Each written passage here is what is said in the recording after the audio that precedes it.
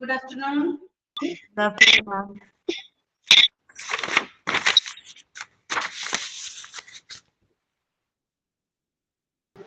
Good afternoon, ma'am. Good afternoon.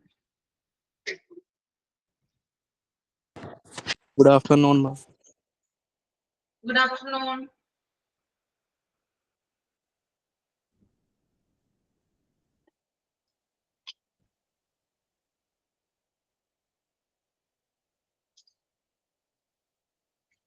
എല്ലാരും ഫുഡൊക്കെ കഴിച്ചിട്ടാണോ ക്ലാസ്സിൽ കയറിയത്?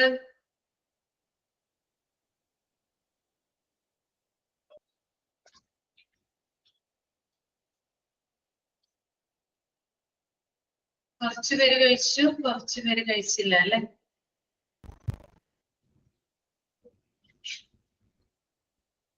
പേജ് നമ്പർ ഒന്ന് ഷെയർ ചെയ്യാമോ ആരെങ്കിലും? ലബോറട്ടറി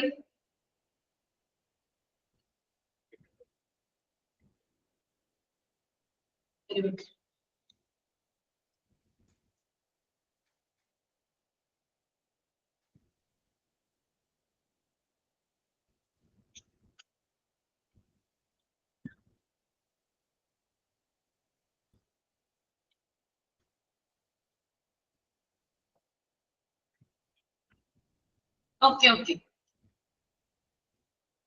22.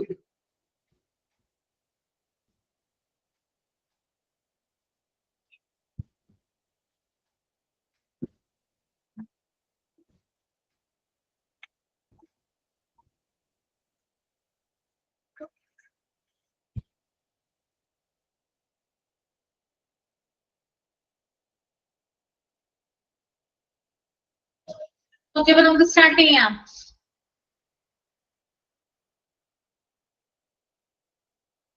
മൈക്ക് ഓഫ് ചെയ്യുവാണ് കേട്ടോ.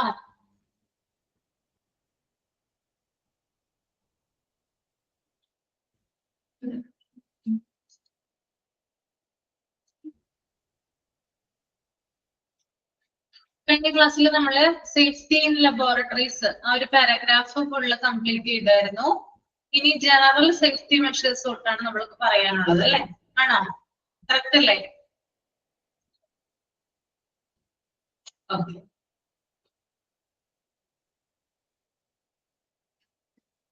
അപ്പൊ നിങ്ങൾ ആദ്യം ഒരു കാര്യം ചെയ്യാം, ജനറൽ സേഫ്റ്റി മെഷേഴ്സ് ഒന്ന് റീഡ് ചെയ്യുക കേട്ടോ. മൈൻഡിൽ ഒന്ന് റീഡ് ചെയ്യുക, അതിനുശേഷം ഒന്ന് തമ്പ് ചെയ്യുക. റീഡ് ചെയ്തതിന് ശേഷം തമ്പ് ചെയ്യുക, പിന്നീട് ഞാൻ എക്സ്പ്ലെയിൻ ചെയ്തു തരാം. Okay.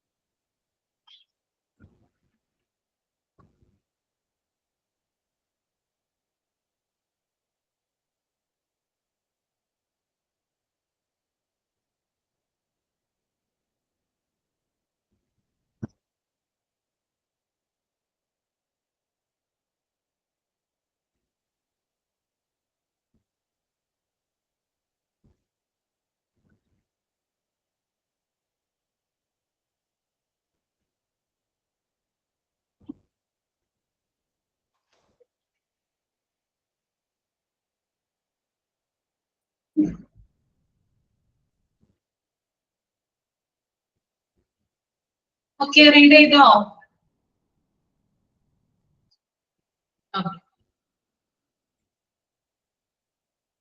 Okay, general safety measures അഥവാ നമ്മള് ലബോറട്ടറികളിൽ കോമൺ ആയിട്ട് സാധാരണയായിട്ട് ഉപയോഗിക്കുന്ന സുരക്ഷാ മാർഗനിർദ്ദേശങ്ങളെ കുറിച്ചിട്ടാണ് ഈ ഒരു പാരഗ്രാഫിൽ അല്ലെങ്കിൽ പോയിന്റുകളായിട്ട് കൊടുത്തിരിക്കുന്നത് കേട്ടോ. ലബോറട്ടറിയിൽ യൂസ് ചെയ്യുന്ന അല്ലെങ്കിൽ അവിടെ ഉപയോഗിക്കുന്ന സേഫ്റ്റി മെഷേഴ്സ്, സുരക്ഷാ മാർഗനിർദ്ദേശങ്ങൾ അല്ലെങ്കിൽ മാനദണ്ഡങ്ങൾ കേട്ടോ.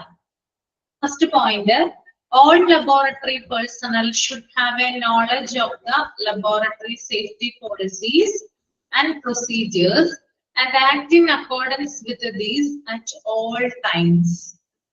ലബോറട്ടറിയിലെ എല്ലാ ജീവനക്കാർക്കും ലബോറട്ടറിയിലെ സേഫ്റ്റി പോളിസിയെ കുറിച്ചും അവിടെയുള്ള പ്രൊസീജിയേഴ്സിനെ കുറിച്ചും അറിവുണ്ടായിരിക്കണം.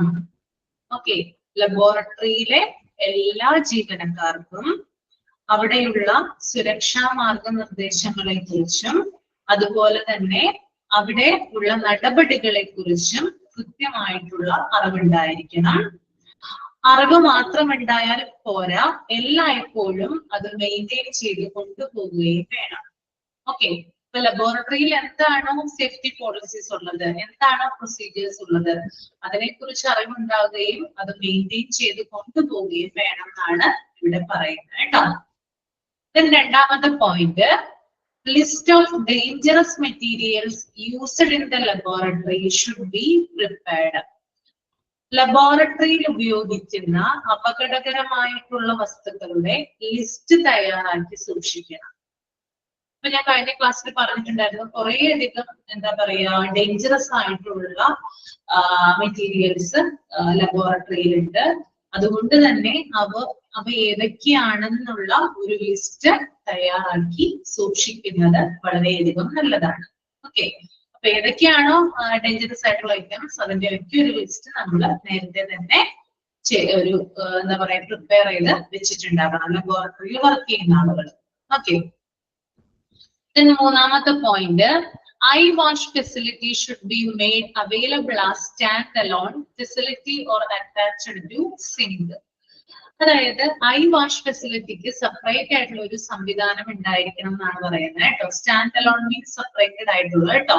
ഓക്കെ, അതായത് നമുക്കറിയാം നമ്മൾ വാഷ് ചെയ്യാൻ പോകുന്ന സ്ഥലമുണ്ടല്ലോ, അതിനോടനുബന്ധിച്ച് തന്നെ അതായത് പെട്ടെന്ന് എന്തെങ്കിലും ഒരു എമർജൻസി, ഒരു അപകടം ഉണ്ടായി കഴിഞ്ഞാല് പെട്ടെന്ന് ഇപ്പൊ കെമിക്കൽസോ മറ്റ് മെറ്റീരിയൽസോ ഒക്കെ ചിലപ്പോൾ കണ്ണിലൊക്കെ തെറിക്കുന്ന സമയത്ത് അത് പെട്ടെന്ന് കഴുകിക്കളയണം. അല്ലെങ്കിൽ ചിലപ്പോൾ നമ്മുടെ കാഴ്ച നഷ്ടപ്പെടാനും കണ്ണിന് മറ്റ് എന്താ പറയാ മോശകരമായിട്ടുള്ള കാര്യങ്ങൾ ഉണ്ടാകാനുള്ള ചാൻസ് കൂടുതലാണ് അല്ലെ. അപ്പൊ അത് കഴുകിക്കളയുന്നതിന് വേണ്ടിയിട്ട് എത്രയും പെട്ടെന്ന് അത് കണ്ണിൽ നിന്ന് റിമൂവ് ചെയ്യുന്നതിന് വേണ്ടിയിട്ട് ഐ വാഷ് ഫെസിലിറ്റി സെപ്പറേറ്റ് ആയിട്ട് ഉള്ള ഒരു സംവിധാനം ലബോറട്ടറിയിൽ ഉണ്ടായിരിക്കണം. നാലാമത്തെ point, biohazard symbol should be used on all container equipment that contains biodangerous material. ഇനി എന്താ പറയുന്നത്, അതായത് ബയോഹസാർഡ് സിംബൽ രോഗാണുക്കളുള്ള എല്ലാ കണ്ടെയ്നറുകളിലും ഉപകരണങ്ങളിലും പതിപ്പിക്കണം. ബയോഹസാർഡ് അറിയാലോ നിങ്ങൾക്ക്, രോഗാണുക്കളാണ് അല്ലെങ്കിൽ നമുക്ക് മാരകമാകുന്ന ഒരു ഇതാണ്, ഒരു കണ്ടന്റ് ആണ് ഈ ബയോഹസാർഡ് എന്ന് പറയുന്നത്. അപ്പോ അത് ഏത് കണ്ടെയ്നറിലാണോ ഉള്ളത് അല്ലെങ്കിൽ അത് ഏത് എക്യുപ്മെന്റിലാണോ ഉള്ളത് അവിടെ വ്യക്തമായിട്ട് ബയോഹസാർഡ് സിംബൽ പതിപ്പിച്ചിരിക്കണം. അപ്പൊ ആളുകൾക്ക് അതിനെക്കുറിച്ച് അവയർനെസ് ഉണ്ടാവും. അല്ലെങ്കിൽ അവിടെയുള്ള സ്റ്റാഫുകൾക്കാണെങ്കിലും സ്റ്റാഫ് പേഷ്യൻസിനെ ഒന്നും അങ്ങോട്ട് കയറ്റി വിടില്ല. എന്നിരുന്നാൽ പോലും അവിടെയുള്ള സ്റ്റാഫ് ആണെങ്കിലും അവിടെ വിസിറ്റ് ചെയ്യുന്ന ആളുകളാണെങ്കിലും അതിനെക്കുറിച്ച് ഒരു അവയർനെസ് ഉണ്ടാവും. ബയോ ഹസാർഡ് സിംബൽ പതിപ്പിച്ചിട്ടുള്ള എക്യുപ്മെന്റോ കണ്ടെയ്നറോ ആണെങ്കിൽ അതിൽ ടച്ച് ചെയ്യാൻ പാടില്ല എന്നുള്ളൊരു അവയർനെസ് അവരിൽ ഉണ്ടാകാനാണ് ഇത്തരത്തിലുള്ള സിംബല് പതിപ്പിക്കുന്നത് കേട്ടോ. Okay, then next one, laboratory personnel should be completely trained in managing fire and non-fire emergencies like a large spillage, gas leakage, etc. പിന്നെ അതുപോലെ തന്നെ ലബോറട്ടറിയിൽ തീപിടുത്തം ഉണ്ടാകാനുള്ള ചാൻസ് കൂടുതലാണ്. പിന്നെ സ്പില്ലേജ് അല്ലെ, ചോർച്ച ഉണ്ടാകാനുള്ള ചാൻസ് കൂടുതലാണ്. ഗ്യാസ് ലീക്ക് ഉണ്ടാവാനുള്ള സാധ്യത കൂടുതലാണ്. അപ്പൊ ഇത്തരത്തിലുള്ള കാര്യങ്ങളിൽ ലബോറട്ടറി ജീവനക്കാർക്ക് പരിശീലനം കിട്ടിയിരിക്കണം. പെട്ടെന്ന് എന്തെങ്കിലും ഒരു അപകടം ഉണ്ടായി കഴിഞ്ഞാൽ അതിനെ പ്രിവെന്റ് ചെയ്യുന്നതിന് വേണ്ടിയിട്ട് അല്ലെങ്കിൽ മുൻകൂർ ഒരു പ്രിപ്പറേഷൻ എടുക്കുന്നതിനെങ്കിലും വേണ്ടിയിട്ട് ആർക്ക് പരിശീലനം കൊടുത്തിരിക്കണം? ലബോറട്ടറി ജീവനക്കാർക്ക് പരിശീലനം കൊടുത്തിരിക്കണം. ഇപ്പൊ ഒരു തീപിടുത്തം ഉണ്ടായെന്ന് വിചാരിക്കാം. ആ സമയത്ത് ലബോറട്ടറി ജീവനക്കാർക്ക് വേണ്ട രീതിയിലുള്ള ട്രെയിനിങ് കിട്ടിയിട്ടില്ല എങ്കിൽ അവർക്ക് എന്താണ് ചെയ്യേണ്ടതെന്നുള്ളൊരു കാര്യം അറിയുന്നുണ്ടാവില്ല അല്ലെ. അവർ ചിലപ്പോൾ അവിടെ സ്റ്റക്ക് ആയിട്ട് നിന്ന് പോകും. ആ സമയത്ത് അവരുടെ ജീവന് തന്നെ ചിലപ്പോൾ ആപത്ത് വരാം. അപ്പൊ ട്രെയിൻഡ് ആയിട്ടുള്ള പേഴ്സൺസ് ആണെങ്കിൽ അതിൽ നിന്ന് രക്ഷ നേടാനുള്ള മാർഗങ്ങളും അവർക്ക് അറിയാനായിട്ട് സാധിക്കും. അപ്പൊ ഇത്തരത്തിലുള്ള ദുരന്തങ്ങൾ ഉണ്ടാകുന്ന സമയത്ത് അതുമായി ബന്ധപ്പെട്ടുള്ള ട്രെയിനിങ് കിട്ടിയിട്ടുള്ള ആളുകളായിരിക്കണം ആര്? ലബോറട്ടറി ജീവനക്കാരെന്ന് പറയുന്നത്. Okay, then next one, ample fire extinguishers should be quickly available in the laboratory. ഇനി അതുപോലെ തന്നെ ഇമ്പോർട്ടന്റ് ആയിട്ടുള്ള ഒരു കാര്യമാണ് ഫയർ എക്സ്റ്റിങ്ക്യൂഷർ വേണ്ട രീതിയിൽ, അതായത് ലബോറട്ടറിയിൽ എളുപ്പത്തിൽ ലഭ്യമാകുന്ന രീതിയിൽ വേണം അറേഞ്ച് ചെയ്യാൻ. കണ്ടിട്ടില്ലേ നിങ്ങൾ ഫയർ എക്സ്റ്റിങ്ക്യൂഷർ? കണ്ടിട്ടില്ലേ ബോളിലൊക്കെ പിടിപ്പിച്ചിരിക്കുന്നത് റെഡ് കളറിലുള്ള? കണ്ടിട്ടുണ്ടോ?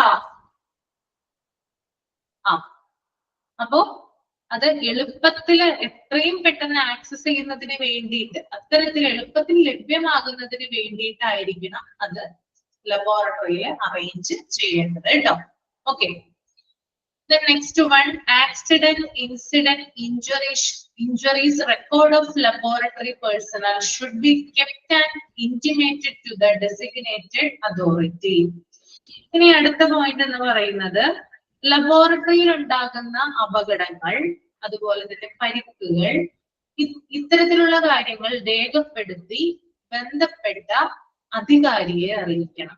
ഇപ്പോ ലബോറട്ടറിയിൽ എന്തെങ്കിലും ആക്സിഡന്റ് ഉണ്ടാവുകയാണ്, ആ ലാബിലെ ജീവനക്കാർക്ക് എന്തെങ്കിലും പരിക്ക് പറ്റിയെന്ന് വിചാരിക്കാം, അല്ലെങ്കിൽ എന്തെങ്കിലും ഒരു സംഭവം, ഇപ്പൊ ഗ്യാസ് ലീക്കേജ് ഉണ്ടായെന്ന് വിചാരിക്കാം. അപകടം, മറ്റ് സ്റ്റാഫുകൾക്കൊന്നും അപകടമോ പരിക്കൊന്നും ഉണ്ടാവില്ല, ഗ്യാസ് ലീക്കേജ് ഉണ്ടായെന്ന് വിചാരിക്കാം. അല്ലെങ്കിൽ എന്തെങ്കിലും ഒരു ആക്സിഡന്റ് പറ്റിയിട്ട് അവിടെയുള്ള സ്റ്റാഫിന് എന്തെങ്കിലും അപകടം പറ്റിയെന്ന് വിചാരിക്കാം. അപ്പൊ ഇത്തരത്തിലുള്ള സംഭവങ്ങൾ ഉണ്ടാവുകയാണെങ്കിൽ അത് ഉടനെ തന്നെ ബുക്കിൽ രേഖപ്പെടുത്തണം. ഏത് ബുക്കിലാ രേഖപ്പെടുത്തേണ്ടത്? ഞാൻ കഴിഞ്ഞ ക്ലാസ്സിൽ പറഞ്ഞതാ. ഏത് ബുക്കിലാ? അതൊന്ന് പറഞ്ഞ ആരെങ്കിലും ഒരാൾ കമന്റ് ചെയ്തേ. എന്തെങ്കിലും ഇൻസിഡന്റ് ഒക്കെ ഉണ്ടാവുമ്പോ ഏത് ബുക്കിലാ രേഖപ്പെടുത്തി വെക്കണ്ടേ? കഴിഞ്ഞ ക്ലാസ്സിൽ പറഞ്ഞതാ. എന്തെങ്കിലും അപകടങ്ങൾ ഉണ്ടാകുമ്പോൾ ഒരു ബുക്ക്, ഒരു റെക്കോർഡിൽ രേഖപ്പെടുത്തി വെക്കും എന്ന് പറഞ്ഞു. അതിന് ഒരു പേരും പറഞ്ഞു. Vidya Ranjith, very good. Incident book. എന്താ ബാക്കിയുള്ളവർ മറന്നുപോയോ പറഞ്ഞത്? ഏത് ബുക്കിലാണ് രേഖപ്പെടുത്തി വെക്കുന്നത്? ഇൻസിഡന്റ് ബുക്കിലാണ് രേഖപ്പെടുത്തി വെക്കുന്നത് കേട്ടോ, മറന്നുപോയിട്ടില്ല. പിന്നെന്താണ് മെസ്സേജ് ഇടാൻ വൈകിയത്? ഇൻസിഡന്റ് ബുക്ക് കേട്ടോ, ഇൻസിഡന്റ് ബുക്കിലാണ് നമ്മളത് രേഖപ്പെടുത്തി വെക്കുക. അപ്പൊ ഇത്തരത്തിലുള്ള അപകടങ്ങളോ അല്ലെങ്കിൽ ആക്സിഡന്റോ ഇഞ്ചുറീസോ ഉണ്ടാകുന്ന സമയത്ത് എന്ത് ചെയ്തിരിക്കണം? ലബോറട്ടറിയിലെ ഒരു റെക്കോർഡ് ഉണ്ട് ഇൻസിഡന്റ് ബുക്കിൽ, അതിൽ രേഖപ്പെടുത്തി വെക്കണം. ഇന്ന സമയത്താണ്, ഇന്ന ഡേറ്റിലാണ്, ഇന്ന ഒരു സ്റ്റാഫിന് ഈ ഒരു അപകടം ഉണ്ടായി എന്നുള്ളത്. ഓക്കെ, അപ്പൊ അത് രേഖപ്പെടുത്തി വെക്കുക മാത്രമല്ല ചെയ്യേണ്ടത്, അത് ഡെസിഗ്നേറ്റഡ് അതോറിറ്റി അറിയിക്കുക. അതായത് ആ ലാബുമായി ബന്ധപ്പെട്ട് പ്രവർത്തിക്കുന്ന അധികാരി ഉണ്ട് അല്ലെ, അതായത് അവിടെ ആ ലാബിലെ എല്ലാ കാര്യങ്ങളും കൈകാര്യം ചെയ്യുന്ന ഒരു വ്യക്തി ഉണ്ടാവും. അദ്ദേഹത്തെ ഈ വിവരം അറിയിക്കണം, അറിയിക്കാതിരിക്കരുത്. ഓക്കെ, ഇത്രയും കാര്യങ്ങൾ ഓക്കെയാണോ?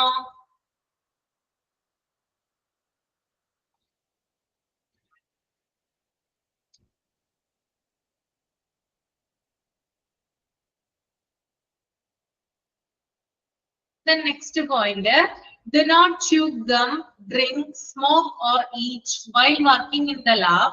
Laboratory glassware should never be used as food or beverage containers.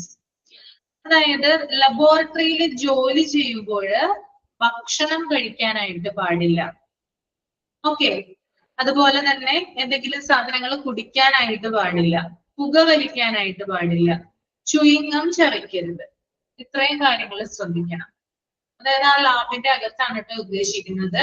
ഭക്ഷണം കഴിക്കാനോ, അതായത് ആ ലാബുമായി ബന്ധപ്പെട്ട ഏരിയയിൽ വെച്ച് നമ്മൾ ഫുഡ് കഴിക്കാൻ പാടില്ല, ഡ്രിങ്ക് ചെയ്യാൻ പാടില്ല, പിന്നെ ചുയിങ്ങം ചവയ്ക്കരുത് എന്ന് പറയുന്നുണ്ട്. പുകവലിക്കാനായിട്ട് പാടുള്ളതല്ല. അതുപോലെ തന്നെ ലബോറട്ടറിയിലെ ഗ്ലാസ് വെയർ ഒരിക്കലും നമ്മൾ ഫുഡ് കഴിക്കാനോ ഡ്രിങ്ക് ചെയ്യാനോ ഉപയോഗിക്കരുത്. ലബോറട്ടറിയിലുള്ള ഗ്ലാസ് വെയർ കണ്ടിട്ടില്ലേ? കണ്ടിട്ടുണ്ടോ ഗ്ലാസ് വെയർ ലബോറട്ടറിയിൽ ഉപയോഗിക്കുന്ന? അതിനകത്ത് നമ്മൾ എന്ത് ചെയ്യരുത്? ഭക്ഷണം കഴിക്കാൻ പാടില്ല, വെള്ളം കുടിക്കാനും പാടില്ല. അത് ലാബ് ആവശ്യങ്ങൾക്ക് വേണ്ടിയിട്ടുള്ളതാണ് അല്ലെ? അപ്പോ അത്തരത്തിലൊന്നും ചെയ്യാനായിട്ട് പാടില്ല എന്ന് പറയുന്നുണ്ട്. ഇനി അതുപോലെ തന്നെ always put on suitable clothing, chemically resistant lab coats and aprons are suggested. അതായത് ലബോറട്ടറിയിൽ വർക്ക് ചെയ്യുന്ന സ്റ്റാഫുകള് സ്യൂട്ടബിൾ ആയിട്ടുള്ള ഡ്രസ്സ് ധരിക്കണം എന്നാണ് പറയുന്നത്. അതും കെമിക്കൽ റെസിസ്റ്റന്റ് ആയിട്ടുള്ള, കെമിക്കലുകളെ റെസിസ്റ്റ് ചെയ്യാൻ പാകത്തിനുള്ള ലാബ് കോട്ടുകളോ ഏപ്രൺസോ ധരിക്കണമെന്ന് ഇവിടെ നിർദ്ദേശിക്കുന്നുണ്ട്. ഓക്കെ, നമുക്കറിയാം ലബോറട്ടറിയിൽ ജോലി ചെയ്യുന്ന ആളുകൾ കോട്ടൊക്കെ ധരിക്കാറുണ്ട് അല്ലെ? പ്രത്യേകമായിട്ടുള്ള ഡ്രസ്സിംഗ് സംവിധാനമായിരിക്കും ലാബിന്റെ അകത്ത് ജോലി ചെയ്യുന്നവർ. അതായത് ബ്ലഡ് ഒക്കെ എടുത്ത് നോക്കില്ലേ, ഒബ്സർവ് ചെയ്യില്ലേ? അവരെ കണ്ടിട്ടില്ലേ നിങ്ങള്? അവരെങ്ങനെയായിരിക്കും? പ്രത്യേകമായിട്ടുള്ള ഡ്രസ്സിംഗ് ആയിരിക്കില്ലേ? അവരകത്ത് നിന്ന് ഇറങ്ങി വരുമ്പോ ഒന്ന് ശ്രദ്ധിച്ചാൽ മതി, എങ്ങനെയാണ് അവരുടെ ഡ്രസ്സിംഗ് എന്ന് നോക്കിയാൽ മതി കേട്ടോ. എന്തൊക്കെ കാര്യങ്ങളാണ് അവര് വിയർ ചെയ്തിരിക്കുന്നത് നോക്കിയാൽ മതി. അപ്പൊ എന്തിനു വേണ്ടിയിട്ടാണ്? കെമിക്കൽ റെസിസ്റ്റന്റ് ആണ്. അതായത് ഇത്തരത്തിലുള്ള വസ്തുക്കൾ അല്ലെങ്കിൽ ലാബിലെ പലതരത്തിലുള്ള കാര്യങ്ങൾ കൈകാര്യം ചെയ്യുമ്പോൾ കെമിക്കലുകളും മറ്റുമൊക്കെ ഉണ്ടാവും. അതിനെ പ്രിവെന്റ് ചെയ്യുന്നതിന് വേണ്ടിയിട്ടാണ് ഈ ഏപ്രണം, ഈ ഒരു കോട്ടൊക്കെ ധരിക്കുന്നത് കേട്ടോ. The next one, handle needles, syringes and other sharps with the utmost care. പിന്നെ നമുക്കറിയാം ലബോറട്ടറിയിൽ എന്തായാലും നീഡിലുകള്, അതുപോലെ സിറഞ്ചുകള്, അതുപോലെ തന്നെ മൂർച്ചയുള്ള വസ്തുക്കളൊക്കെ കൂടുതലായിട്ട് ഉപയോഗിക്കുക അല്ലെ? അപ്പൊ വളരെയധികം കെയർ, അറ്റ്മോസ്റ്റ് കെയർ എന്ന് പറഞ്ഞാൽ എന്താണ്? വളരെയധികം ശ്രദ്ധയോട് കൂടിയിട്ട് വേണം നമ്മൾ എന്ത് ചെയ്യാൻ? ഈ ഒരു സൂചികളും സിറഞ്ചുകളും അതുപോലെ തന്നെ മറ്റ് വസ്തുക്കളൊക്കെ ഉപയോഗിക്കുന്നതിന് വേണ്ടിയിട്ട്. Okay. The next point, compressed gas cylinders should be secured to prevent them from being knocked over. അതായത് ഗ്യാസ് സിലിണ്ടേഴ്സ് ഒക്കെ ഉണ്ട് അല്ലെ? അത് മറിഞ്ഞു പോകാതിരിക്കാൻ അത് ഉറപ്പിച്ച് കെട്ടിവെക്കേണ്ടതാണ്. ഓക്കെ, ഇപ്പൊ പെട്ടെന്നൊക്കെ മറിഞ്ഞു പോകാതിരിക്കാൻ വേണ്ടിയിട്ട് എന്ത് ചെയ്യണം? അത് സെക്യൂർ ചെയ്ത് കെട്ടിവെക്കേണ്ടതായിട്ടുണ്ട്. Then last point, in the care of a chemical splashing into your eye or on your skin, immediately flush the affected area with running water for at least 20 minutes eye wash facility. അതായത് നമുക്കറിയാം ലബോറട്ടറിയിൽ ജോലി ചെയ്യുന്ന ആളുകൾക്ക് മിക്കപ്പോഴും അപകടങ്ങൾ ഉണ്ടാകാനുള്ള chance കൂടുതലാണ്. എന്തെങ്കിലും കെമിക്കൽ സ്പ്ലാഷിംഗ് ഉണ്ടാവും, എന്തെങ്കിലും കെമിക്കലുകളൊക്കെ കയ്യിലോ അല്ലെങ്കിൽ നമ്മുടെ ദേഹത്തോ, കയ്യിലോ കാലിലോ അല്ലെങ്കിൽ മുഖത്തോ അല്ലെങ്കിൽ കണ്ണിലോ ഒക്കെ തെറിച്ച് കഴിഞ്ഞാല്, ഇപ്പൊ വീണ് കഴിഞ്ഞാല് ഉടനെ തന്നെ എന്ത് ചെയ്യണം? ഇമ്മീഡിയറ്റ് ആയിട്ട് അത് റണ്ണിങ് വാട്ടറിൽ അറ്റ്ലീസ്റ്റ് 20 മിനിറ്റ്സ് എങ്കിലും നന്നായിട്ട് കഴുകണം. അങ്ങനെ എന്തെങ്കിലും അപകടങ്ങൾ ഉണ്ടായി കഴിഞ്ഞാൽ. കാരണം നമുക്ക് പറയാൻ പറ്റില്ല, കെമിക്കൽസ് ആണ്. കണ്ണിലൊക്കെ പോയി കഴിഞ്ഞാൽ പെട്ടെന്ന് തന്നെ അത് കഴുകിയിട്ട് വേണം നമ്മൾ മെഡിക്കൽ കെയർ നേടാനായിട്ട് അല്ലെ? അപ്പൊ അത്തരത്തിലുള്ള കാര്യങ്ങൾ നമ്മുടെ സ്കിന്നിനായാലും തെറിച്ചു കഴിഞ്ഞാല് ചിലപ്പോ ആ ഭാഗത്ത് എന്തെങ്കിലും റാഷസോ അല്ലെങ്കിൽ എന്തെങ്കിലും ഒരു സ്കിൻ പോവുകയോ അങ്ങനെയുള്ള കാര്യങ്ങളൊക്കെ സംഭവിക്കാറുണ്ട് അല്ലെ? അപ്പൊ അത്തരത്തിലുള്ള കാര്യങ്ങൾ പ്രിവെന്റ് ചെയ്യുന്നതിന് വേണ്ടിയിട്ട് ഈ ഒരു ഇപ്പൊ എവിടെയാണോ കെമിക്കല് സ്പ്രെഡ് ആയിട്ടുള്ളത് അവിടെ നിന്ന് ഉടനെ തന്നെ അത് റണ്ണിങ് വാട്ടറിൽ കഴുകി കളഞ്ഞിട്ട് വേണം നമ്മൾ മെഡിക്കൽ അറ്റൻഷൻ സീക്ക് ചെയ്യാൻ. ഓക്കെ ഓക്കെ അല്ലേ?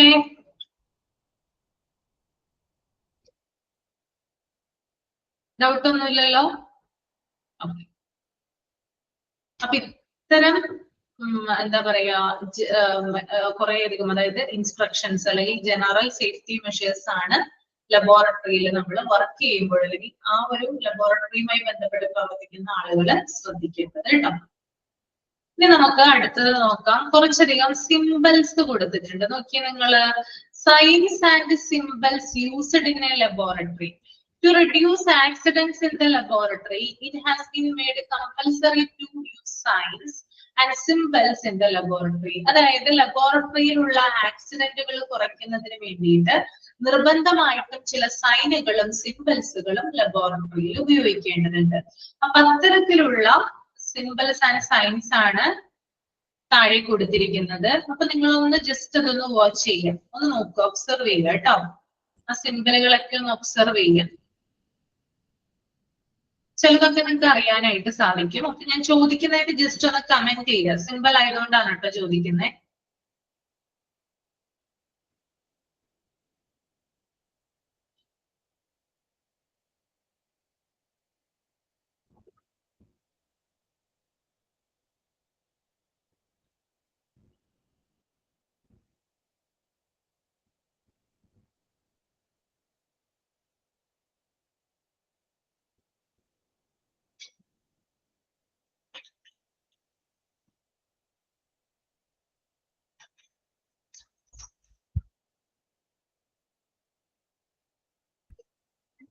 ആ സിംബൽസ് ഒന്ന് ഒബ്സർവ് ചെയ്യാം. കുറേയധികം സിംബൽസ് കൊടുത്തിട്ടുണ്ട്, അതൊന്ന് നോക്കാനാണ് പറഞ്ഞത് കേട്ടോ. ലബോറട്ടറികളിൽ ഉപയോഗിക്കുന്ന സിംബൽസ് ആണ് ലബോറട്ടറിയിലെ ആക്സിഡന്റുകൾ റിഡ്യൂസ് ചെയ്യുന്നതിന് വേണ്ടിയിട്ട്.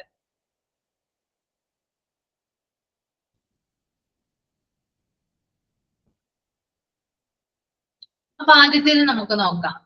ഇവിടെ കൊടുത്തിട്ടുണ്ട് ഇൻഫ്ലേമബിൾ എന്ന് കൊടുത്തിട്ടുണ്ട്. ഇൻഫ്ലേമബിൾ അല്ലെ? എന്താ അതുകൊണ്ട് അർത്ഥമാക്കുന്നേ? എന്ത് സൂക്ഷിക്കണം എന്നാ പറയുന്നേ? എന്തായിരിക്കും അതിലുള്ളത്? ആ, ഫയറുമായി ബന്ധപ്പെട്ടതാണ് അല്ലെ? ആ, എളുപ്പത്തിൽ തീ പിടിക്കാവുന്ന വസ്തുക്കളാണ് കേട്ടോ. വളരെ എളുപ്പത്തിൽ തീ പിടിക്കാവുന്ന വസ്തുക്കളാണ്, അതിനെ സൂചിപ്പിക്കുന്നതാണ് ഇൻഫ്ലേമബിൾ. എളുപ്പത്തിൽ തീ പിടിക്കാവുന്ന വസ്തുക്കൾ.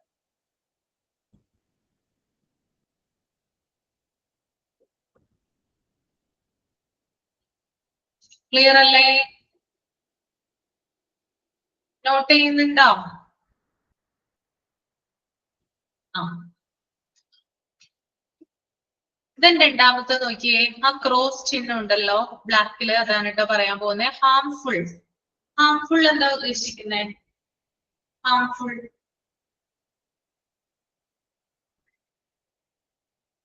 ഹാനികരം. ഓക്കെ, ആ ശരിയാണ്, ഹാനികരം.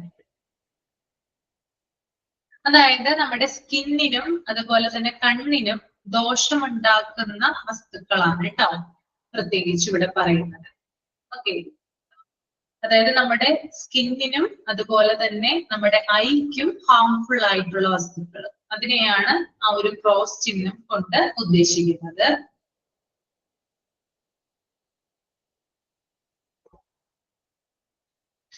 ദെൻ മൂന്നാമത്തെ നോക്കിക്കോളൂ കേട്ടോ, കൊറോസീവ്. എന്താ ഉദ്ദേശിക്കുന്നത് കൊറോസീവ്?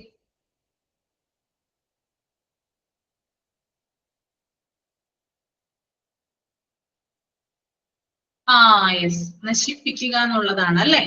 അതായത് നമ്മുടെ സ്കിന്നിന് അതുപോലെ തന്നെ നമ്മുടെ ഡ്രസ് ഉണ്ടല്ലോ, നമ്മൾ വിയർ ചെയ്തിരിക്കുന്ന ഡ്രസ്, അതുപോലെ തന്നെ ഈ മെറ്റൽസ് ഉണ്ടല്ലോ, മെറ്റൽസ്, ലോഹം, അതിനെയൊക്കെ നശിപ്പിക്കുന്ന കെമിക്കൽസിനെയാണ് ഈ ഒരു കൊറോസീവ് എന്നതുകൊണ്ട് ഉദ്ദേശിക്കുന്നത് കേട്ടോ. ഓക്കെ, അപ്പൊ നമ്മുടെ സ്കിന്ന് അതുപോലെ തന്നെ അത് എടുത്തു കഴിഞ്ഞാൽ ചിലപ്പോൾ നമ്മുടെ സ്കിന്നിനെ അത് ഡാമേജ് വരുത്താം, നമ്മുടെ ഡ്രസ്സ് ചിലപ്പോൾ ചീത്തയാകാം, പിന്നെ എന്തെങ്കിലും മെറ്റൽസ് ഉണ്ടെങ്കിൽ അതിന് ഡാമേജ് വരാം. ഓക്കെ, അപ്പോ നമ്മുടെ സ്കിന്ന് അതുപോലെ തന്നെ ഡ്രസ്സ് പിന്നെ അതുപോലെ തന്നെ മെറ്റൽ, ഇത്തരത്തിലുള്ള എന്നിവ നശിപ്പിക്കുന്ന കെമിക്കൽസിനെ സൂചിപ്പിക്കുന്നതിന് വേണ്ടിയിട്ടാണ് കൊറോസീവ് എന്ന് പറയുന്ന ആ ഒരു സിമ്പിൾ ഉപയോഗിക്കുന്നത്. The next one electrical Hazard ആണ്. എന്താണ് അതുകൊണ്ട് ഉദ്ദേശിക്കുന്നത്? ഇലക്ട്രിക്കൽ ഹസാർഡ്, ഇലക്ട്രിക്കൽ ഷോക്ക് അല്ലേ? ഷോക്ക് അടിക്കാനുള്ള സാധ്യതയുണ്ട്, അങ്ങോട്ട് പോകരുത് അല്ലെ? അതാണ് ആ സൈൻ കൊണ്ട് ഉദ്ദേശിക്കുന്നത് കേട്ടോ. ഷോക്ക് അടിക്കാനുള്ള സാധ്യത കൂടുതലാണ്. Okay, very good. നെക്സ്റ്റ് ഒരു സ്കെൽട്ടന്റെ രൂപം കാണുന്നുണ്ട് അല്ലെ? എന്നിട്ട് പോയിസൺ കൊടുത്തിട്ടുണ്ട്. പോയിസൺ എന്താ ഉദ്ദേശിക്കുന്നേ? വിഷമുള്ള വസ്തുക്കളാണ്. അപ്പൊ ഏതിനെങ്കിലും മുകളിൽ നമ്മൾ ഇങ്ങനെ കണ്ടു കഴിഞ്ഞാൽ നമ്മൾ അപ്പം തന്നെ ഇനി വിചാരിക്കുക, ഓർമ്മയിൽ വരിക, ഇതിനകത്ത് വിഷമുണ്ട്. ഇപ്പൊ നിങ്ങൾ ഇനി ലബോറട്ടറിയിൽ ചെന്ന് കഴിഞ്ഞാൽ അറിയാൻ പറ്റില്ല ഇങ്ങനെയുള്ള സാധനങ്ങളൊക്കെ കണ്ടു കഴിയുമ്പോൾ, ഇല്ലേ? ഞാൻ പറഞ്ഞത് നിങ്ങൾക്ക് ഓർമ്മ വരില്ലേ? ഓർമ്മ വരുമോ? ഓക്കെ.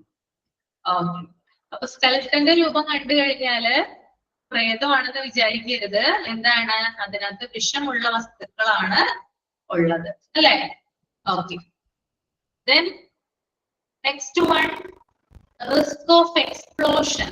അതിന് പേരിൽ തന്നെ ഉണ്ട് എന്താണെന്നുള്ളത്. എന്തായിരിക്കും? സ്ഫോടനത്തിനുള്ള സാധ്യതയുണ്ട് അല്ലെ? സ്ഫോടനത്തിനുള്ള സാധ്യത കൂടുതലാണ്. ഓക്കെ, അല്ലെങ്കിൽ പൊട്ടിത്തെറിക്കാനുള്ള സാധ്യത കൂടുതലാണ്. That is risk of explosion. The next one biohazard ആണ്. ബയോഹസാർഡ്, ബയോഹസാർഡ് എന്തായിരിക്കും? ബയോഹസാർഡ് എന്തിനെ സൂചിപ്പിക്കുന്നതായിരിക്കും? ബയോഹസാർഡ് രോഗാണുക്കളുള്ള വസ്തുക്കൾ കേട്ടോ. ബയോഹസാർഡ് എന്ന് എഴുതി വെച്ചിരിക്കുകയാണെങ്കിൽ ശ്രദ്ധിക്കുക, അതില് രോഗാണുക്കൾ ഉണ്ട്. രോഗം പരത്താൻ ശേഷിയുള്ള ധാരാളം ജേംസ് അതിനകത്ത്. Okay, that is ബയോഹസാർഡ്. Okay. The next one radiation Hazard ആണ്. റേഡിയേഷൻ ഹസാർഡ് എന്താ? അത്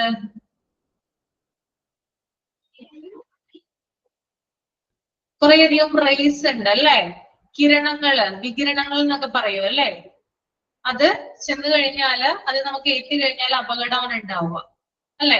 ഇപ്പൊ സൂര്യനിൽ നിന്നുള്ള UV റേസ് നമുക്ക് നമ്മുടെ ആരോഗ്യത്തിന് ദോഷമല്ലേ? റേഡിയേഷൻ വേസ്റ്റ് ഒക്കെ വരും അല്ലെ? അതുപോലെ തന്നെ റേഡിയേഷൻ ഹസാർഡ് കേട്ടോ. ഓക്കെ. Then next one, അടുത്തത് നിങ്ങൾക്ക് എളുപ്പത്തിൽ ഐഡന്റിഫൈ ചെയ്യാൻ പറ്റും. Wear gloves. എന്താണ് അതിനർത്ഥം? ഗ്ലൗസ് ഇടുക അല്ലെ? ഗ്ലൗസ് ധരിക്കുക. The next one, full face mask must be worn. എന്താ? ഫേസ് മാസ്ക് ധരിക്കുക അല്ലെ? മുഖത്ത് മാസ്ക് ധരിക്കുക എന്നുള്ളതാണ് അവിടെ പറയുന്നത്.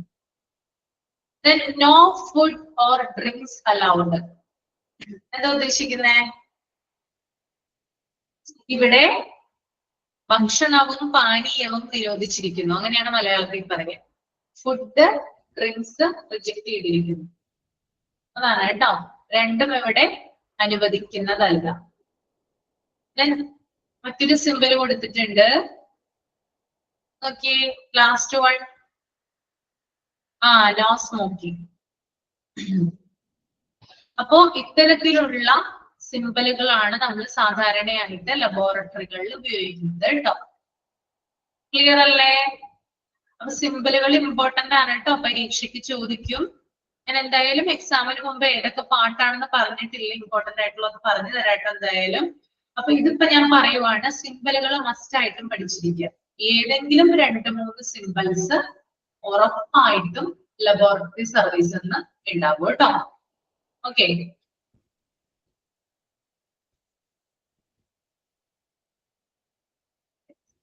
ഇനി നെക്സ്റ്റ് നമുക്ക് നോക്കാം, what responsibilities are common for lab manager jobs. അതൊന്ന് റീഡ് ചെയ്യൂ ആദ്യം, അത് കഴിഞ്ഞിട്ട് ഞാൻ പറഞ്ഞുതരാം കേട്ടോ. ഓക്കെ.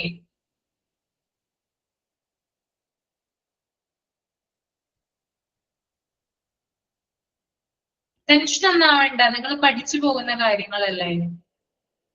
എല്ലാരും കൂടി ഒരുമിച്ചിരുന്ന് പഠിക്കാൻ നിൽക്കരുത്. അപ്പൊ എല്ലാരും കൂടി അവയിൽ വരുവോ? കുറേശ്ശെ കുറേശ്ശെ പഠിച്ചു പഠിച്ചു പോവാ ഡെയിലി. അപ്പൊ ടെൻഷൻ ഒന്നും അടിക്കേണ്ട ആവശ്യമില്ല കേട്ടോ.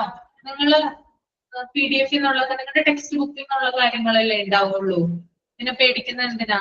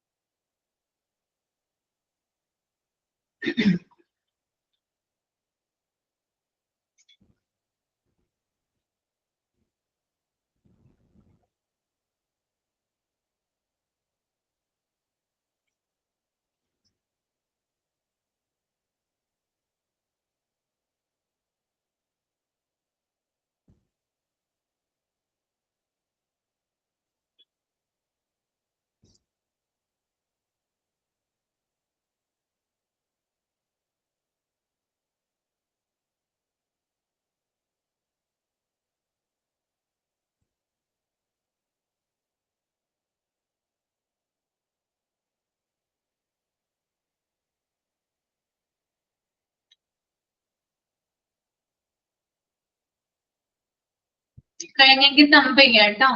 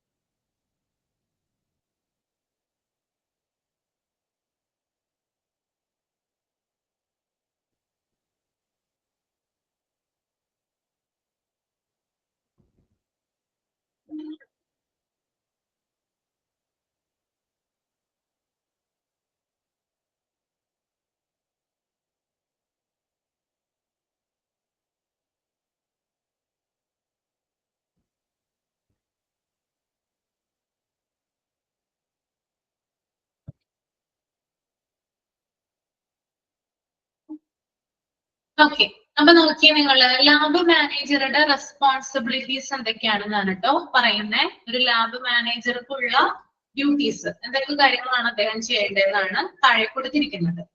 ഫസ്റ്റ് പോയിന്റ് എന്ന് പറഞ്ഞാല് outline, execute and supervise the laboratory quality management programme. Okay, അതായത് ലബോറട്ടറിയുടെ ക്വാളിറ്റി മാനേജ്മെന്റ് പ്രോഗ്രാം രൂപകൽപ്പന ചെയ്യുകയും നടപ്പിലാക്കുകയും മേൽനോട്ടം വഹിക്കുകയും ചെയ്യുക. ഓക്കെ, അപ്പൊ എന്താണ് ക്വാളിറ്റി മാനേജ്മെന്റ് പ്രോഗ്രാം? ഔട്ട്ലൈൻ ചെയ്യുക, അതായത് രൂപകൽപ്പന ചെയ്യുക, നടപ്പിലാക്കുക, എക്സിക്യൂട്ട് ചെയ്യുക, സൂപ്പർവൈസ് മേൽനോട്ടം വഹിക്കുക. ക്വാളിറ്റി മാനേജ്മെന്റ് പ്രോഗ്രാം എന്ന് പറഞ്ഞാൽ എന്താണ്? അതായത് ഒരു ലാബില് എന്തൊക്കെ, അതായത് ക്വാളിറ്റിയുമായി ബന്ധപ്പെട്ട് എന്തൊക്കെ സേവനങ്ങളാണ് ലാബ് കൊടുക്കുന്നത്, ആ ലാബ് പ്രവർത്തിക്കുന്നതിന്റെ ഗുണനിലവാരം എത്രയാണ്, ഇത്തരത്തിലുള്ള കാര്യങ്ങൾ, അതായത് ലാബ് കൊടുക്കുന്ന സർവീസുകൾ എന്തൊക്കെയാണ്, അതിനു വേണ്ടിയിട്ടുള്ള കാര്യങ്ങൾ എന്തൊക്കെയാണ് നടപ്പിലാക്കേണ്ടത്, എന്തൊക്കെ കാര്യങ്ങളിൽ മേൽനോട്ടം വഹിക്കണം തുടങ്ങി എല്ലാത്തരം ലാബുമായി ബന്ധപ്പെട്ടിട്ടുള്ള എല്ലാത്തരം പ്രവർത്തനങ്ങളും ഏകോപിപ്പിക്കുക എന്നുള്ളത് ലാബ് മാനേജറുടെ ഡ്യൂട്ടിയാണ്. ഓക്കെ, രണ്ടാമത്തെ point contact with nursing and other hospital staff whenever needed. ആവശ്യമെങ്കിൽ നഴ്സിംഗ് സ്റ്റാഫുകളുമായും ഹോസ്പിറ്റൽ സ്റ്റാഫുകളുമായും കോണ്ടാക്ട് ചെയ്യുക. അതായത് ചില സമയത്ത് ലാബ് മാനേജർക്ക് ഹോസ്പിറ്റൽസുമായിട്ടോ ഹോസ്പിറ്റൽസിലെ നഴ്സുമാരുമായിട്ടോ എന്ത് ചെയ്യേണ്ടി വരും? കോണ്ടാക്ട് ചെയ്യേണ്ടി വരും. അപ്പൊ ആവശ്യമെങ്കിൽ എന്ത് ചെയ്യാം? അവരുമായിട്ട് കോണ്ടാക്ട് ചെയ്യുക. എന്തെങ്കിലും, അതായത് ഈ ലാബിന്റെ ടെസ്റ്റുകളുമായി ബന്ധപ്പെട്ട് പേഷ്യൻസിന്റെ റിസൾട്ടുകളുമായി ബന്ധപ്പെട്ട് എന്തെങ്കിലും കാര്യത്തിനൊക്കെ അവരോട് ചിലപ്പോൾ ചില വിവരങ്ങൾ അന്വേഷിച്ച് അറിയേണ്ടതായിട്ട് വരും. ഓക്കെ, മൂന്നാമത്തെ point implement policies and procedures connected with the specific area. Specific area എന്ന് ഇവിടെ ഉദ്ദേശിക്കുന്നത് ലബോറട്ടറി തന്നെയാണ് കേട്ടോ. ലബോറട്ടറിയുമായി ബന്ധപ്പെട്ടിട്ടുള്ള നയങ്ങളും നടപടിക്രമങ്ങളും നടപ്പിലാക്കുക. ഓക്കെ, അപ്പൊ ഒരു ലബോറട്ടറിക്ക് എന്തൊക്കെ പോളിസീസ് ആൻഡ് പ്രൊസീജിയേഴ്സ് ആണ് ഉള്ളത് അത് നടപ്പിലാക്കുക എന്നുള്ളതാണ് കേട്ടോ. നാലാമത്തെ point assess, observe, track and trend technical and employee performance. അതായത് അവിടെയുള്ള, അതായത് ലാബില് ജോലി ചെയ്യുന്ന ജീവനക്കാരുടെ പ്രവർത്തനങ്ങൾ, അതായത് അവർ ചെയ്യുന്ന ജോലികള് വിലയിരുത്തുക, നിരീക്ഷിക്കുക, രേഖപ്പെടുത്തുക. അസസ് എന്ന് പറഞ്ഞാൽ എന്താണ്? വിലയിരുത്തുക. ഒബ്സർവ് എന്ന് പറഞ്ഞാല് നിരീക്ഷിക്കുക. ട്രാക്ക് എന്ന് പറഞ്ഞാല് രേഖപ്പെടുത്തുക. അപ്പോ എംപ്ലോയീസ് പെർഫോമൻസ് അസസ് ചെയ്യുകയും ഒബ്സർവ് ചെയ്യുകയും ട്രാക്ക് ചെയ്യുകയും ചെയ്യുന്നത് ആരാണ്? ലാബ് മാനേജർ ആണ്. അത് അദ്ദേഹത്തിന്റെ ഡ്യൂട്ടിയാണ്. The next one, arrange on-site training for new and existing staff members. അതായത് അവിടെയുള്ള സ്റ്റാഫ് മെമ്പേഴ്സിനും, അതന്നെയാണ് എക്സിസ്റ്റിംഗ് സ്റ്റാഫ് മെമ്പേഴ്സ് എന്ന് പറയുന്നത്, നിലവിൽ വർക്ക് ചെയ്യുന്ന സ്റ്റാഫുകൾ. Then new staff, അതായത് പുതുതായിട്ട് വരുന്ന സ്റ്റാഫുകൾ, ഇവർക്കൊക്കെ ഓൺ സൈറ്റ് ട്രെയിനിങ് കൊടുക്കുക. അതായത് ലബോറട്ടറിയിൽ വെച്ച് തന്നെയുള്ള പരിശീലനങ്ങൾ കൊടുക്കുക എന്നുള്ളത്, അതിനുള്ള അറേഞ്ച്മെന്റ്സ് ചെയ്യുന്നത് ലാബ് മാനേജറാണ്. ഇപ്പൊ പുതിയ സ്റ്റാഫുകൾ ആണെങ്കിലും അതുപോലെ തന്നെ നിലവിലുള്ള സ്റ്റാഫുകൾ ആണെങ്കിലും അവർക്ക് ആ ലബോറട്ടറിയുടെ ഉള്ളിൽ തന്നെ ട്രെയിനിങ് കൊടുക്കുക എന്നുള്ളത് ലാബ് മാനേജറുടെ ഡ്യൂട്ടിയാണ് കേട്ടോ. The next one, discharge additional duties as assigned in support of laboratory operations. അതുപോലെ തന്നെ ലബോറട്ടറി പ്രവർത്തനങ്ങൾക്കായിട്ട് അധിക ചുമതലകൾ നിർവഹിക്കുക. നമുക്കറിയാം, ഒരു സ്റ്റാഫ് എന്നൊക്കെ പറയുമ്പോൾ ആ സ്റ്റാഫിന് കൊടുക്കുന്ന, ഡിസൈൻ ചെയ്ത് കൊടുക്കുന്ന ജോലികളാണ് അവർ ചെയ്യുന്നത്, അല്ലെ?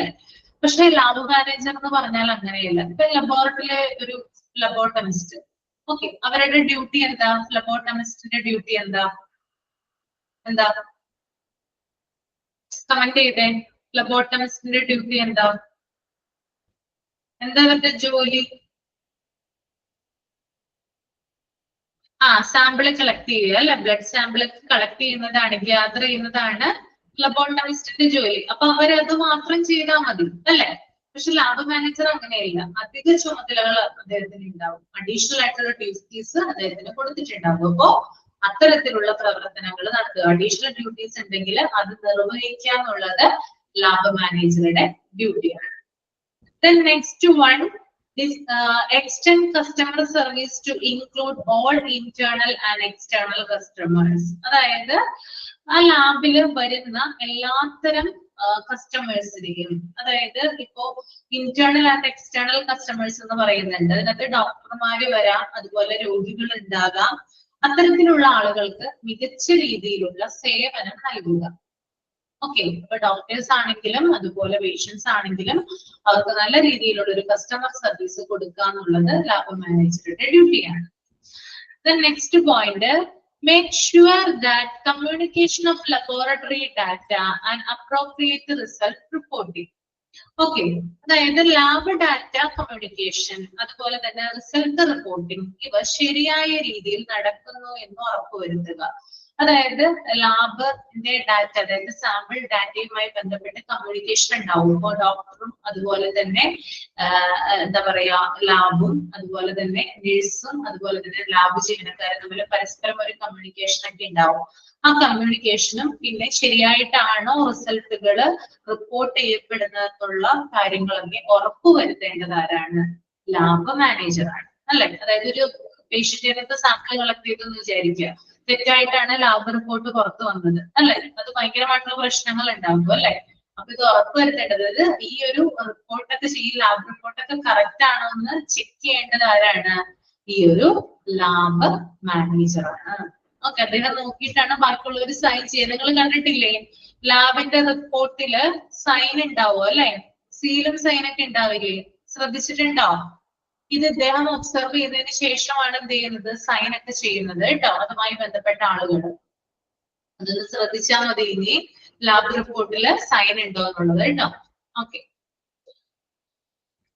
Next one, release samples to laboratory staff and communicate due dates and turnaround times. Okay, അതായത് ഈ എന്താ പറയാ സാമ്പിളുകള്, അതായത് ലാബിലേക്ക് വരുന്ന സാമ്പിളുകള് ലാബ് ജീവനക്കാർക്ക് പ്രൊവൈഡ് ചെയ്യുകയും ടേൺ അറൌണ്ട് ടൈം അറിയിക്കുകയും ചെയ്യുന്നു. ടേൺ അറൌണ്ട് ടൈം എന്ന് പറഞ്ഞാല് അതായത് ആ പ്രോസസ്സിങ്ങിന് വേണ്ടിയിട്ടുള്ള ഒരു സമയം. ഇപ്പൊ സാമ്പിൾ എടുത്ത് ആ ഒരു റിപ്പോർട്ട് റെഡി ആവാൻ എത്ര സമയം എടുക്കും, അതിനെയാണ് ടേൺ അറൌണ്ട് ടൈം എന്ന് പറയുന്നത്. അപ്പോൾ സാമ്പിൾസ് അവിടെയുള്ള സ്റ്റാഫുകൾക്ക് കൊടുക്കുന്ന സമയത്ത് നമുക്കറിയാം എപ്പോഴാണ് റിസൾട്ട് ആവുക എന്നുള്ളത് ഏകദേശം ഒരു ധാരണ ലാബിലെ ജീവനക്കാർക്ക് ഉണ്ടാവും. അപ്പോൾ അതിനെക്കുറിച്ചുള്ള ഒരു ഏകദേശ ധാരണ ക്രിയേറ്റ് ചെയ്യുക എന്നുള്ളത് ലാബ് മാനേജറുടെ ഡ്യൂട്ടിയാണ്.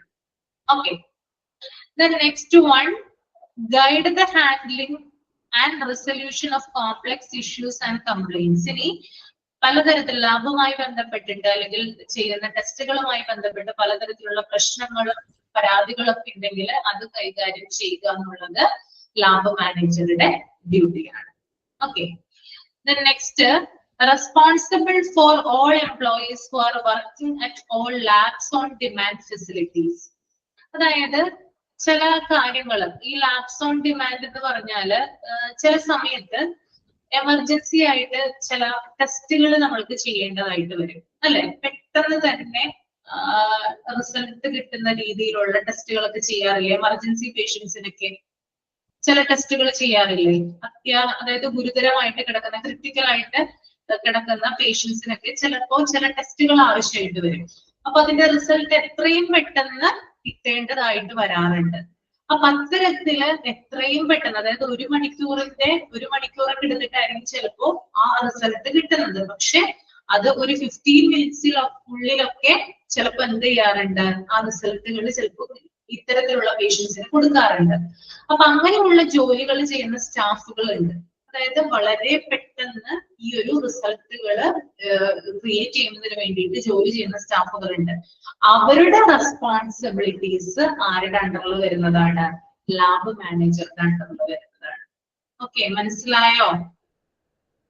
ലാബ് ഓൺ ഡിമാൻഡ് എന്ന് പറഞ്ഞാല് എത്രയും പെട്ടെന്ന് നമ്മൾ കൊടുക്കേണ്ട റിസൾട്ടുകൾ ഉണ്ട്. ആ റിസൾട്ടുകള് ടെസ്റ്റുകളും മറ്റും കാര്യങ്ങളൊക്കെ ചെയ്യുന്ന സ്റ്റാഫുകൾ ഉണ്ട്. ആ സ്റ്റാഫുകളുടെ റെസ്പോൺസിബിലിറ്റീസുമായിട്ട് ബന്ധപ്പെട്ട് പ്രവർത്തിക്കുന്ന ആളാണെന്ത്? ഈ ഒരു ലാബ് മാനേജർ എന്ന് പറയുന്നത്.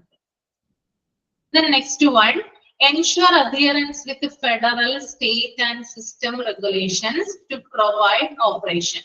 അതുപോലെ തന്നെ നമ്മുടെ സ്റ്റേറ്റിന്റെ നിയമങ്ങൾക്കും അതുപോലെ ഫെഡറൽ അതായത് കേന്ദ്ര ഗവൺമെന്റ് നിയമങ്ങൾക്കും ഒക്കെ അനുസരിച്ച് അവരുടെ നിയമങ്ങളും അതുപോലെ റൂൾസ് ആൻഡ് റെഗുലേഷൻസ് ഒക്കെ പാലിക്കുന്ന ഒരു വ്യക്തി, അതൊക്കെ ഉണ്ടോ, ആ നിയമങ്ങളൊക്കെ പാലിക്കുന്നുണ്ടോ എന്ന് ഉറപ്പുവരുത്തുന്ന ഒരു വ്യക്തിയായിരിക്കണം ആര്, ലാബ് മാനേജർ എന്ന് പറയുന്നത്. Then next one, assure compliance with all corporate policy procedures in the laboratory. അതുപോലെ തന്നെ ലാബില് എല്ലാ തരത്തിലുള്ള അതായത് കോർപ്പറേറ്റ് പോളിസികൾ പ്രൊസീജിയേഴ്സ് ഒക്കെ കൃത്യമായിട്ട് നടക്കുന്നുണ്ടോ എന്ന് ഉറപ്പുവരുത്തുന്ന ആളായിരിക്കണം ആര്, ഈ ഒരു lab manager. The next one, enlarge the lab's research portfolio by helping to develop new research projects and proposals. അതുപോലെ ലാബുമായി ബന്ധപ്പെട്ട് ലാബ് പലതരത്തിലുള്ള ഗവേഷണങ്ങൾ നടത്തിയേക്കാം. ഈ പോർട്ട്ഫോളിയോ എന്ന് പറഞ്ഞാല് ഗവേഷണ മേഖലകളാണ് കേട്ടോ. ലബോറട്ടറി ആണല്ലേ പലതരത്തിലുള്ള റിസർച്ച് ഒക്കെ നടത്തുന്നത്. അപ്പൊ അത്തരത്തില് റിസർച്ചുകളൊക്കെ നടത്തുന്നതിനും അതിന്റെ പ്രൊജക്ടുകൾക്ക് അതിന്റെ പ്രപ്പോസൽസിനൊക്കെ വേണ്ടിയിട്ട് ഈ ലാബ് എക്സ്റ്റെൻഡ് ചെയ്യുന്നത് അതിന്റെ ഉത്തരവാദിത്തങ്ങളൊക്കെ ആർക്കാണുള്ളത്, ലാബ് മാനേജർക്കാണ്. ലാബുമായി ബന്ധപ്പെട്ട ഗവേഷണ പദ്ധതികള്, അത്തരത്തിലുള്ള റിസർച്ച് മേഖലകൾ കണ്ടെത്തുന്നത്, അത്തരത്തിലുള്ള പ്രൊജക്ടുകളും പ്രപ്പോസൽസും ഒക്കെ എടുക്കുന്നത് ആരാണ്, ലാബ് മാനേജറാണ്. Then next, set up and keep all laboratory records in accordance with the specification. അതുപോലെ തന്നെ എന്താണ് ലബോറട്ടറി റെക്കോർഡുകള് സൂക്ഷിച്ചു വെക്കുന്നതും അതുപോലെ തന്നെ സെപ്പറേറ്റ് ആയിട്ട്, അതായത് ഓരോന്നിനും ഓരോ റെക്കോർഡും ഓരോ സ്ഥലത്തായിരിക്കും ചിലപ്പോൾ ഉണ്ടാവും. അത് സെപ്പറേറ്റ് ആയിട്ട് സൂക്ഷിച്ച് അത് കീപ്പ് ചെയ്യുന്നത് ആരാണ്, ലാബ് മാനേജറാണ്. അപ്പൊ നമ്മൾ പല തരത്തിലുള്ള റെക്കോർഡുകൾ പഠിച്ചില്ലേ, ലബോറട്ടറിയിൽ ഉപയോഗിക്കുന്ന, പഠിച്ചോ? കുറെ അധികം റെക്കോർഡ്സ് പഠിച്ചില്ലേ? ഏതൊക്കെ റെക്കോർഡുകളാണ് ഉള്ളത്? ഇൻസിഡന്റ് റെക്കോർഡ് ഉണ്ട്, വർക്ക് ബുക്ക് ഉണ്ട്, വർക്ക് ഷീറ്റ് ഉണ്ട്, അല്ലെ? അപ്പൊ അത്തരത്തിലുള്ള റെക്കോർഡുകളൊക്കെ സെപ്പറേറ്റ് ആയിട്ട് സൂക്ഷിച്ചു വെക്കുന്നത് ലാബ് മാനേജറുടെ ഡ്യൂട്ടിയാണ് കേട്ടോ. Then next one, make sure that supplies are available as needed for lab session. ഈ ലാബ് പ്രവർത്തിക്കുന്നതിന് വേണ്ടിയിട്ടുള്ള ഉപകരണങ്ങൾ ലാബില് ലഭ്യമാണോ എന്ന് ഉറപ്പുവരുത്തേണ്ടത് ലാബ് മാനേജറാണ്. പലതരത്തിലുള്ള എക്യുപ്മെന്റുകൾ ഉണ്ട് അല്ലെ, അത് കറക്റ്റ് ആയിട്ടാണോ ഉള്ളത്, അത് ലഭ്യമാണോ, എല്ലാ ടെസ്റ്റുകൾക്കും ആവശ്യത്തിനൊക്കെ ഉള്ളതാണോ എന്ന് ഉറപ്പുവരുത്തേണ്ടത് ആരാ, ലാബ് മാനേജറാണ്. Okay. Then suggest measures to enhance testing procedures, use of equipment and needs for new equipment. അതുപോലെ തന്നെ പലതരത്തിലുള്ള അതായത് ടെസ്റ്റിംഗ് നടപടികൾ, അതായത് ടെസ്റ്റുമായി ലാബിന്റെ ടെസ്റ്റുകളുമായി ബന്ധപ്പെട്ടിട്ടുള്ള നടപടികൾ മെച്ചപ്പെടുത്തുക, ഉപകരണങ്ങൾ ശരിയായി പ്രവർത്തിക്കുന്നുണ്ടോ എന്ന് ചെക്ക് ചെയ്യുക. ഇനി പുതിയ ഉപകരണങ്ങൾ അതായത് പുതിയ എക്യുപ്മെന്റുകൾ വാങ്ങേണ്ടതുണ്ടെങ്കിൽ അതിനുള്ള സജഷൻസ് കൊടുക്കുക. ഇത്തരത്തിലുള്ള കാര്യങ്ങളൊക്കെ ചെയ്യുന്നത് ആരാ, ലാബ് മാനേജറാണ്. The next and last one, monitor, analyze and justify expense and the revenue within departments. അതായത് ലബോറട്ടറിയിലെ എക്സ്പെൻസ് ആൻഡ് റവന്യൂ, അതായത് വരവുകളും ചെലവുകളും മോണിറ്റർ ചെയ്യുക, അനലൈസ് ചെയ്യുക, ജസ്റ്റിഫൈ ചെയ്യുക, നിരീക്ഷിക്കുക. അതായത് റവന്യൂ കിട്ടുന്നുണ്ടോ, എത്രയാണ് എക്സ്പെൻസ് വരുന്നത്, ഇങ്ങനെയുള്ള കാര്യങ്ങളൊക്കെ മോണിറ്റർ ചെയ്യേണ്ടത് ആരാണ്, ലാബ് മാനേജറാണ്. ഓക്കെ. അപ്പൊ ഇത്രയുമാണ് ലാബ് മാനേജറുടെ ഡ്യൂട്ടീസ് എന്ന് പറയുന്നത്. ഇതിൽ നിന്ന് അത്രയധികം വലിയ രീതിയിലൊന്നും ക്വസ്റ്റ്യൻ ഉണ്ടാവില്ല, ജസ്റ്റ് ഒന്ന് വായിച്ചു മനസ്സിലാക്കുക മാത്രമാണ് കേട്ടോ ചെയ്യേണ്ടത്. ഓക്കെ, ക്ലിയർ അല്ലേ?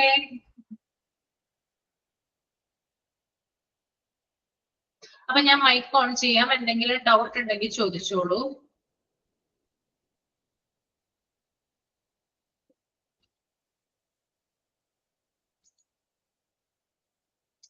ഓക്കെ.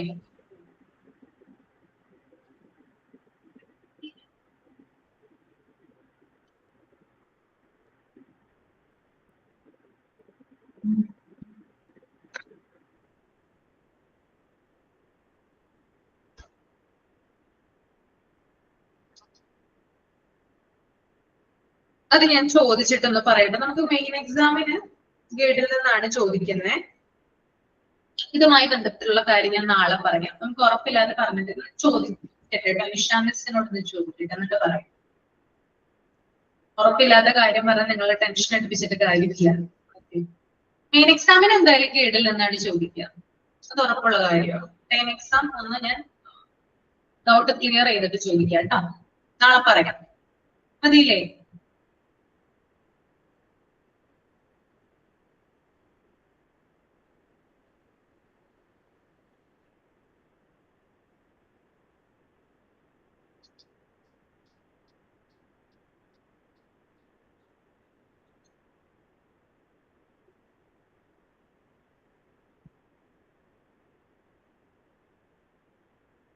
നിങ്ങൾ ഇങ്ങനെ ടെൻഷൻ അടിക്കണ്ട എക്സാമിന്റെ കാര്യം ഓർത്ത് കേട്ടോ. നിങ്ങൾ പഠിച്ച കാര്യങ്ങൾ തന്നെ വരുള്ളൂ. ഓക്കെ, നിങ്ങൾ നല്ല ആക്റ്റീവ് ആയിട്ടുള്ള കുട്ടികളല്ലേ, പിന്നെ എന്താ പ്രശ്നം? ഏത് ഓർക്കട്ടെന്ന് ചോദിച്ചാലും നിങ്ങൾ ഉത്തരം പറയും ഇല്ലേ?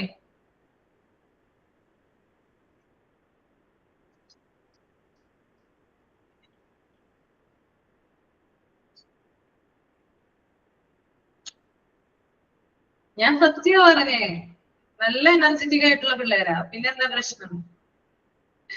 പൊട്ടിച്ചിരിക്കും. സത്യമായിട്ടും അതെ.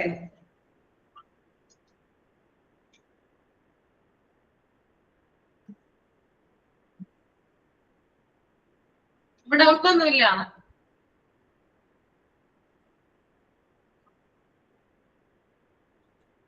ഒരു സെക്കൻഡ്, ഇപ്പൊ വരാം. ആരും പോവല്ലേ.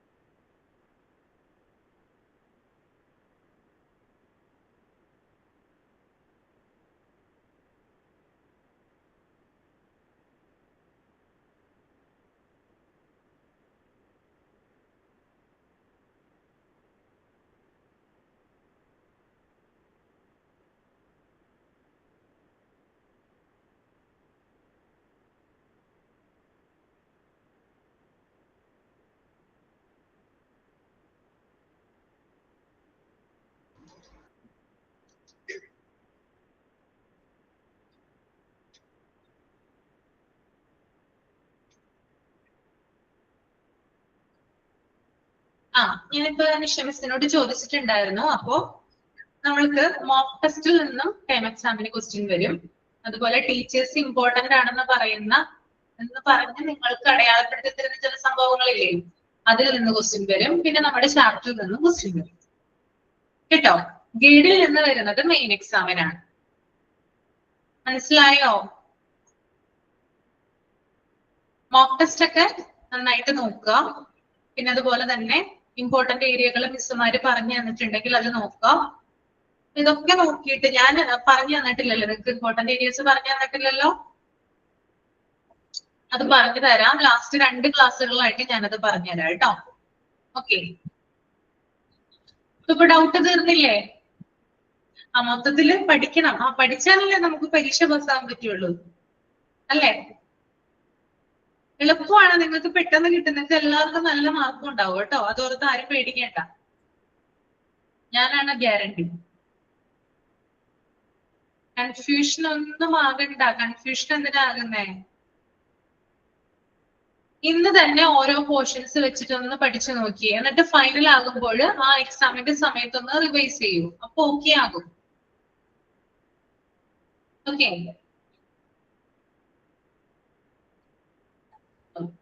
അപ്പൊ നമുക്ക് വൈൻഡപ്പ് ചെയ്യാം. ഫസ്റ്റ് മൊഡ്യൂള് തീരുമ്പോ സെക്കൻഡ് മൊഡ്യൂൾ എത്തിക്കാനും. ഞാൻ മൈക്ക് ഓൺ ചെയ്തിട്ടില്ല. ആരെങ്കിലും ഒന്ന് സംസാരിച്ച്, എനിക്ക് കമന്റ് മനസ്സിലാകുന്നില്ല.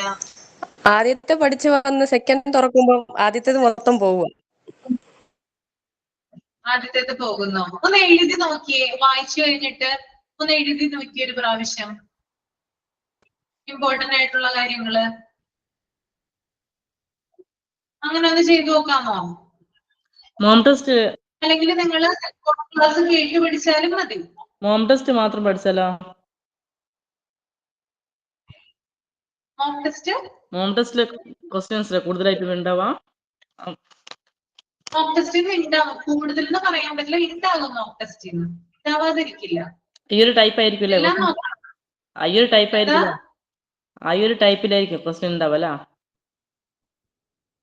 മോം മനസ്സിലാവുന്നില്ല സലീന. ടെസ്റ്റിന്റെ ടൈപ്പിലായിരിക്കില്ലേ ക്വസ്റ്റ്യൻ എല്ലാം ഉണ്ടാവുക? ആ ടൈപ്പിലാണ് ഉണ്ടാവുക കേട്ടോ. ഒരു ചോദ്യം ഉണ്ടാകും, ഒരു ക്വസ്റ്റ്യൻ ഉണ്ടാവും, 4 ഓപ്ഷൻസ് ഉണ്ടാവും. ആ ഒരു രീതിയിലാണ് കേട്ടോ നമുക്ക് ക്വസ്റ്റ്യൻ പാറ്റേൺ ഉണ്ടാവുക. Camera on One hour. ആയിരിക്കും. ഓക്കെ. ആ എന്താണ് വിനീസേ? ക്യാമറ ഓൺ ആവും. എന്താണ് ക്യാമറ? ഫേസ് ക്യാം ഓൺ ആയിരിക്കുമോ എക്സാമിന്?